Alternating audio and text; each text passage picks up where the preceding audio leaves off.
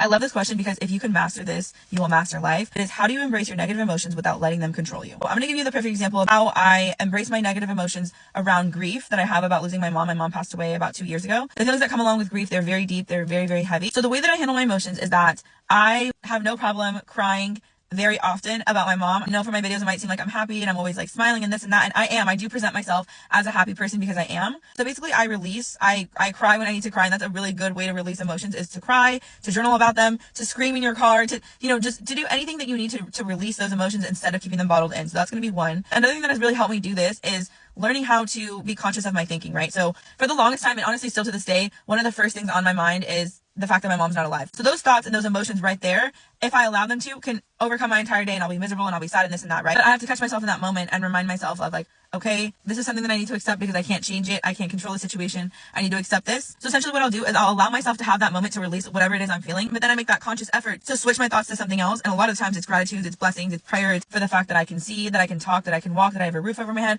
I immediately change my thoughts to gratitude. It's almost like a repeating cycle that you have to do because life is always going to be throwing something your way. 2 weeks before my mom passed away, I remember telling her, I'm so happy. I feel like myself again. I had gone through a psychotic episode the year before and it was very traumatizing. So I told her I was finally happy again. And then literally 2 weeks later, she ended up passing away. But I never allowed that to make me a sad person, an angry person, a miserable person. What I did was accept the situation, learn how to release my emotions in a healthy way, and still make that choice every day to choose happiness, choose to spread love and positivity everywhere I go. And that's just the way that I feel like I choose to live my life. And it's not always an easy thing to do, but I promise you it's such a better life than dwelling on all the things that you can't control and being miserable about them and constantly living in the past and living in your head. So yeah, I hope that helps. And if you want me to do a part 2, I definitely can.